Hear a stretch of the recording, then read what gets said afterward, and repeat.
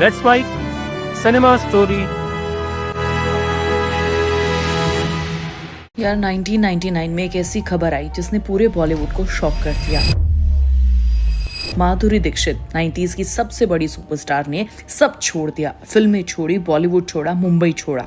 बॉलीवुड में लोग स्ट्रगल करके आते हैं, सालों तक हिट देने की कोशिश करते हैं और आखिरकार जब नंबर 1 पर आ जाते हैं तब उसे छोड़ते नहीं हैं।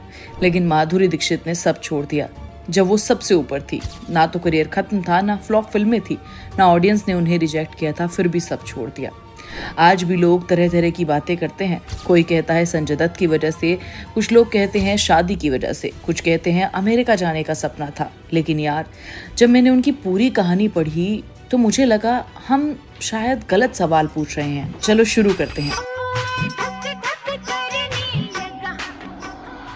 माधुरी दीक्षित 1999 में कहाँ गई थी यार, ये कॉन्टेक्स्ट बहुत जरूरी है। 1999 में माधुरी दीक्षित बॉलीवुड की अनडिस्प्यूटेड क्वीन थी। तेजाब, बेटा, साजन, खलनायक, हम आपके हैं कौन, दिल तो पागल है, देवदास, एक के बाद एक ब्लॉकबस्टर्स। उन्होंने श्रीदेवी के बाद बॉलीवुड की नंबर 1 हीरोइन की पोजीशन ली थी। फिल्म फेयर अवार्ड्स में मिले पद्मश्री। हर हीरो उनके अपोजिट आना चाहता था। प्रोड्यूसर्स उनके डेट्स का इंतजार करते थे। डायरेक्टर जानते थे कि माधुरी है तो ऑडियंस थिएटर तक जरूर आएगी। यानी वो सब कुछ हासिल कर चुकी थी जिसके लिए लोग पूरी जिंदगी मेहनत करते हैं। और ठीक उसी वक्त उन्होंने एक ऐसा फैसला लिया जिसकी किसी ने कल्पना भी नहीं की थी। और उसी पीक पर उनकी शादी हुई और वो चली गई। लेकिन उससे पहले एक चैप्टर है जिसके बारे में बात किए बिना कहानी पूरी नहीं होगी। संजय दत्त वाला चैप्टर, जो बताता है पर कुछ कंफर्म नहीं करता। माधुरी और संजय दत्त की केमिस्ट्री बॉलीवुड में लेजेंडरी थी। साजन और खलनायक, इन दोनों फिल्मों में उनकी ऑन स्क्रीन केमिस्ट्री इतनी इलेक्ट्रिक थी कि र्यूमर्स ऑटोमेटिकली आने शुरू हो गए। इंडस्ट्री में ओपनली कहा जाता था कि दोनों के बीच कुछ है। लेकिन 1993 में संजय दत्त को टाडा एक्ट के तहत अरेस्ट किया गया, बॉम्बे ब्लास्ट कनेक्शंस के साथ। इसके बाद जो भी था, ऑफिशियली या अनऑफिशियली, वो सब खत्म हो गया। माधुरी ने कभी पब्लिकली इस रिलेशनशिप को एक्नॉलेज नहीं किया, कभी भी नहीं। लेकिन एक बात है जो उन्होंने कही, और वो बात बहुत कुछ बताती है। उन्होंने एक इंटरव्यू में कहा कि मैं किसी को स्टार से शादी नहीं करती, क्योंकि जब भी आप किसी के साथ काम करते हो तो वो रिलेशनशिप और रियलिटी मिक्स हो जाता है। आपका प्रोफेशनल करियर और पर्सनल चीज़ें वो मिक्स नहीं करना चाहती थी, जिसके बारे में सब बात करते थे लेकिन ऑफिशियली कुछ भी कंफर्म नहीं था।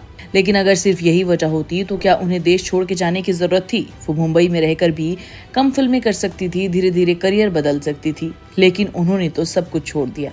यहीं से मुझे लगा कि कहानी में कुछ और है, और शायद उसी का जवाब माधुरी ने दिया। 1999 में जब उनकी फैमिली ने उनकी मुलाकात अमेरिका में रहने वाले कार्डियोलॉजिस्ट डॉक्टर नैने से करवाई। एक कार्डियोलॉजिस्ट जो अमेरिका में सेटल था। और सबसे इंटरेस्टिंग बात, कहा जाता है कि डॉक्टर नैने को पहले पता ही नहीं था कि माधुरी दीक्षित कितनी बड़ी स्टार हैं। उनकी फैमिली ने अरेंज मैरिज की, दोनों मिले। एक इंसान जो माधुरी दीक्षित को उसकी फेम की वजह से नहीं बल्कि उनकी वजह से पसंद करे। बॉलीवुड में जहां रिश्ता किसी न किसी एजेंडा के साथ शुरू होता है, वहां माधुरी को एक ऐसा इंसान मिला जो सिर्फ माधुरी को पसंद करता था। और यहीं से कहानी बदलनी शुरू हो गई।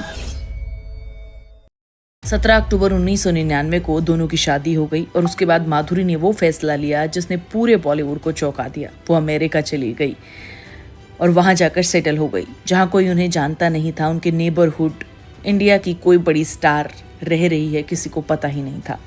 अब जरा सोचो, जिस औरत को देखने के लिए इंडिया में लाखों लोग टिकट लेते हैं, वही औरत अमेरिका में सुपरमार्केट में शॉपिंग कर रही है, अपने बच्चों को स्कूल छोड़ रही है, पड़ोसियों से नॉर्मल बातचीत कर रही है, और शायद वहाँ किसी को ये भी नहीं पता कि उनके सामने खड़ी महिला इंडिया की सबसे बड़ी सुपरस्टार है।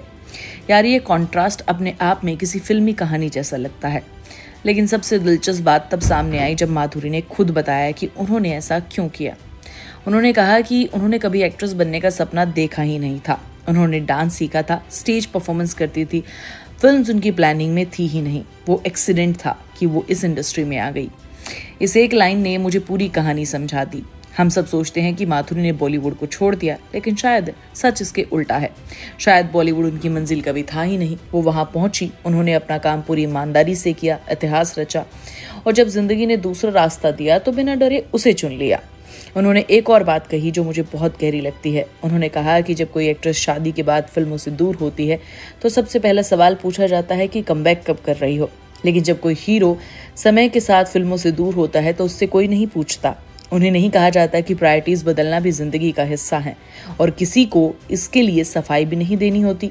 यार मुझे यही लगता है कि माधुरी का सबसे बड़ा फैसला था, उन्होंने अपनी ज़िंदगी में पहली बार अपनी शर्तों पर अपने डिसीजंस लिए, बॉलीवुड की नहीं। 2007 में वापसी की, लेकिन किस टर्म्स पर? आजा नचले में माधुरी वापस आती हैं 2007 में, लेकिन यार उनकी वापसी टर्म्स पर थी। बॉलीवुड की चूहे वाली रेस में वो वापस नहीं आई थी। उन्होंने सेलेक्टिव फिल्में की, झलक दिखला जा पर जज बनी जो उनके पैशन डांस को सेलिब्रेट करता है, नेटफ्लिक्स की सीरीज की, भूल भुलैया 3 की, और हर बार डॉक्टर नैने साथ थे, फैमिली भी साथ थी। 2011 में वो जब मुंबई वापस आई फैमिली के साथ, अमेरिका की जरूरत नहीं थी क्योंकि जो चाहिए था वो मिल चुका था। यार जब अब मैं माधुरी की पूरी स्टोरी देखती हूँ तो एक बात क्लियर होती है, माधुरी ने बॉलीवुड को बनाया, लेकिन माधुरी ने बॉलीवुड को डिफाइन नहीं होने दिया। संजय दत्त वाला चैप्टर जो भी था, उसने शायद एक बात सिखाई कि बॉलीवुड के रिश्ते बहुत उलझे हुए होते हैं, जो इंडस्ट्री की धूप में बनते हैं और इंडस्ट्री की छांव में रहते हैं। डॉक्टर नैने वो पहले इंसान थे जो बॉलीवुड के बाहर के थे, जिनके लिए माधुरी दीक्षित कोई सुपरस्टार नहीं थी, एक इंसान थी, और उस फीलिंग को चूज करना उनके लिए सबसे बड़ी बात थी। और ये सबसे ब्रेव डिसीजन भी था, क्योंकि जब आप बॉलीवुड की क्वीन हो और सब लोग आपसे एक्सपेक्ट करें कि आप वही करेंगी जो सब करते हैं, उस वक्त अपनी प्रायोरिटीज अलग रखना और स्ट्रेंथ बनाए रखना अपने आप में एक बहुत बड़ी बात है। तो अब तुम मुझे बताओ कि माधुरी दीक्षित का वो डिसीजन सही था या नहीं? कमेंट करके जरूर बताना। मैं तुम्हें नेक्स्ट वीडियो में मिलूंगी। आप सुन रहे थे let's smile more than radio. Follow कीजिए हमें हमारे सोशल मीडिया प्लेटफॉर्म्स पर।